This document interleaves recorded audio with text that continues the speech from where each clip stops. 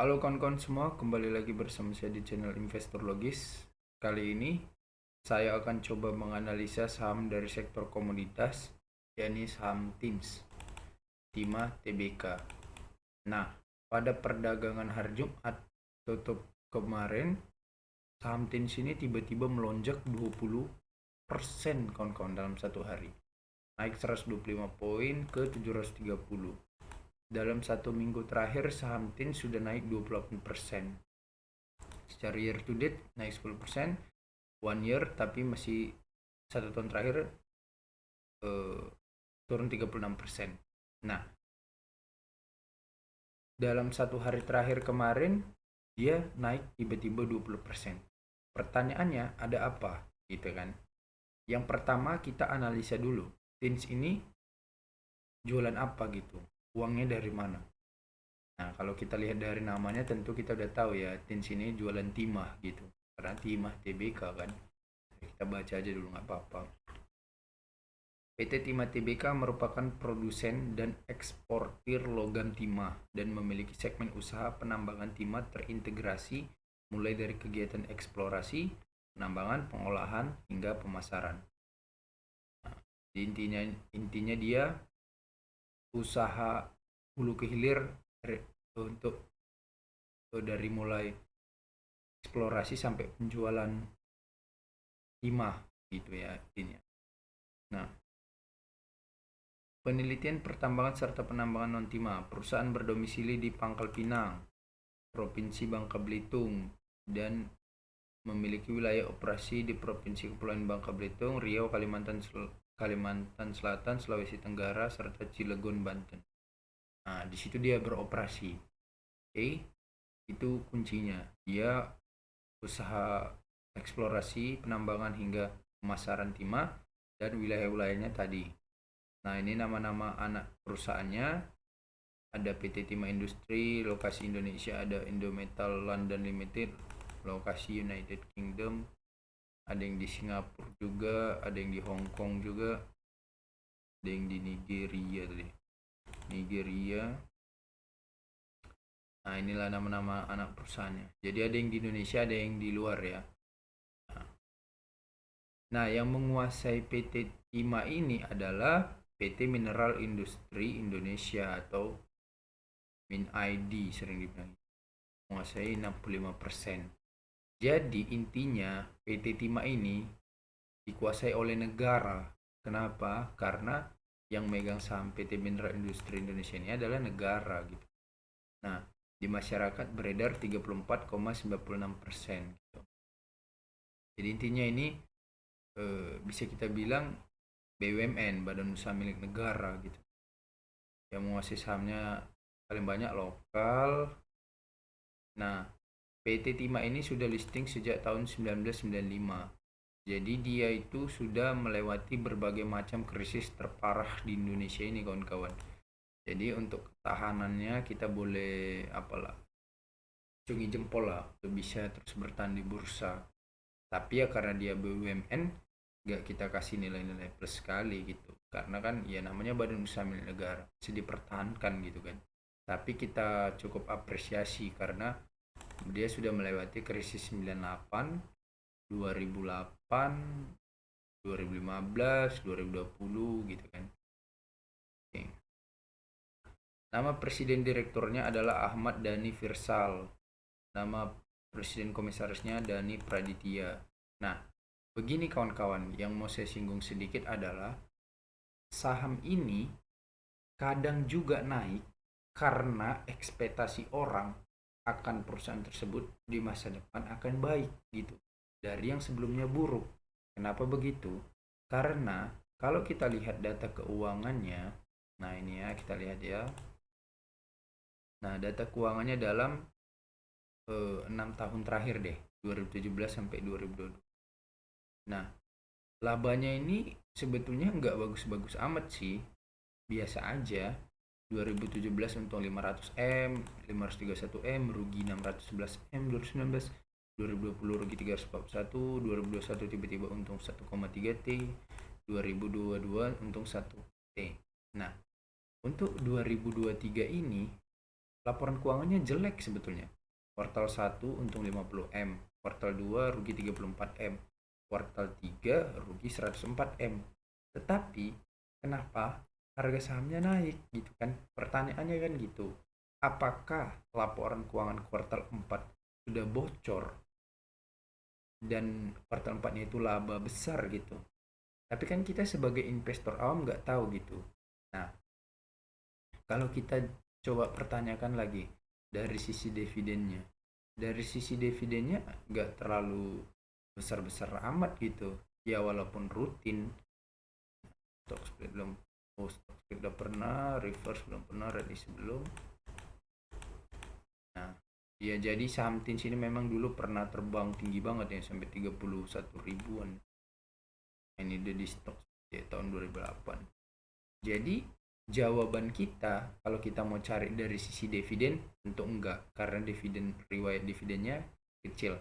Saya bisa pastikan tahun 2024 juga kecil dividennya. Saya bisa jamin itu. Kenapa? Karena terlihat dari laporan keuangannya. Nah, kemudian dari sisi apa kita cari ya? Dari sisi laba enggak juga gitu kan. Kuartal 4 belum tahu, kita belum keluar. Kalaupun nanti laba besar kali, saya kira nggak sampai 1 triliun juga tiba-tiba labanya. Ya paling besar 500M lah gitu tiba-tiba. Kalau paling tiba-tiba mengejutkan kali gitu ya. Tapi memang lompatan dari rugi ke laba tiba-tiba besar itu memang sangat berdampak kepada kenaikan harga sahamnya gitu. Karena itu kan disambut sebagai prospek yang bagus di masa depan gitu. Nah, kalau neracanya gimana? Neracanya kita lihat di tahun 2022 ekuitasnya itu tembus 7 triliun gitu. Nah, kalau kita lihat yang terbaru kuartal 3 2023 aset lancar 5,3 T, aset tidak lancar 7 T, total aset 12, liabilitas 6 triliun, total ekuitas 6,6 triliun. Nah, coba kita hitung harga wajarnya ya. Total ekuitasnya 6,6 triliun. Jumlah lembar saham beredarnya 7,45 M. Kita hitung 6,6 triliun dibagi 7,45. Dapatlah harga wajar dari TINS ini adalah 885. Kalau menuruti anjuran Benjamin Graham, belilah saham ketika harganya sudah 2/3 dari harga wajarnya. Maka kita kalikan 2 bagi 3. Nah, harga TINS menurut Ben Graham yang aman untuk masuk itu adalah 590. Sementara harga sahamnya kemarin waktu lagi jatuh-jatuhnya itu di harga terendah itu sempat di 520, tadi 590. Nah, jadi memang pada saat harga saham TINS di 520 itu memang kita sebetulnya cocok untuk masuk gitu. Nah, apakah saya masuk? Saya nggak masuk. Kenapa saya nggak masuk? Karena laporan keuangannya jelek menurut saya. Saya nggak suka labanya kecil gitu kan. Nah, tetapi saya juga bertanya-tanya, apakah apa yang membuat saham TINS ini tiba-tiba melonjak seperti ini? Nah, setelah saya perhatikan order booknya terakhir kali, ya biasa aja sih. Yang nge-order mobil ada 41.400 lot, sementara yang jual lebih banyak 151.000 lot. Ini mungkin untuk mau ngambil take profit dia ya. Nah, asumsi saya pertama, asumsi jeleknya ini ya adalah bahwasanya mungkin ada yang menggerakkan harga TINS lewat order gitu kan. Banyak order di tempat lain mungkin. Ini kan di Stockbit nih. Saya nggak tahu di aplikasi lain. Banyak yang beli. Nah, tetapi untuk pikiran positifnya adalah investor memandang prospek saham TINS ke depan itu akan pulih dan membaik.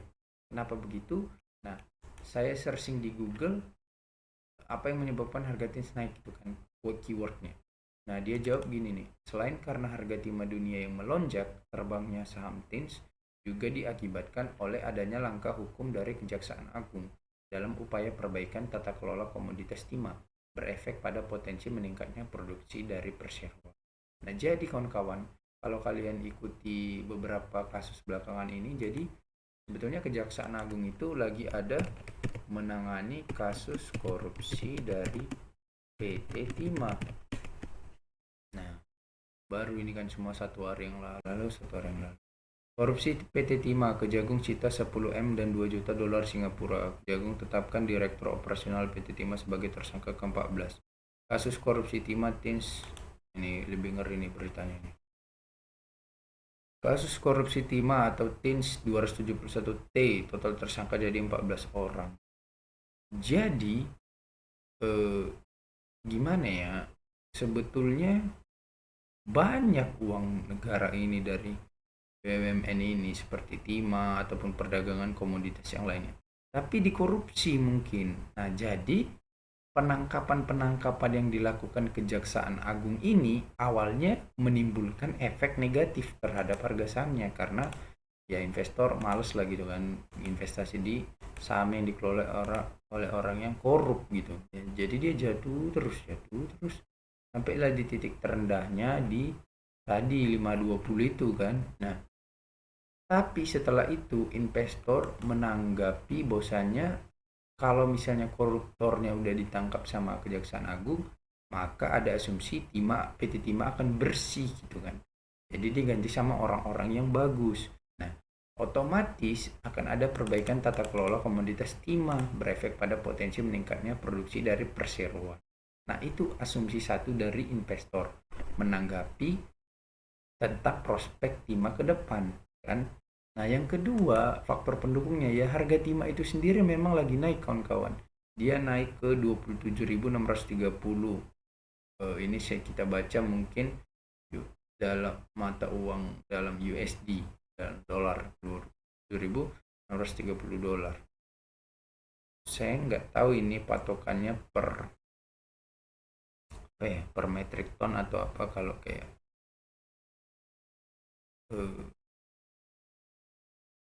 batu bara kan dolar ya per metric ton dolar. Saya nggak tahu ini timah gimana patokannya. Yang jelas dia dari mulai tanggal 27 bulan 11 tahun 2023 dia kan jatuh sempat di 22.000 ini kan. Nah, terus dia naik naik sampai sekarang tembus ke 27.640 gitu. Nah, 630.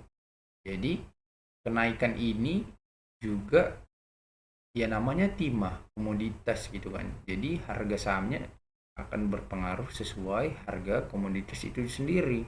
Kalau harga komoditas itu naik ya harga sahamnya pasti akan direspon baik oleh investor gitu. Nah, kalau kalian lihat grafiknya 1 tahun terakhir ini kan ngeri banget nih. Dari 1100 turun sampai 520, 500-an. Kemudian tiba-tiba terbang.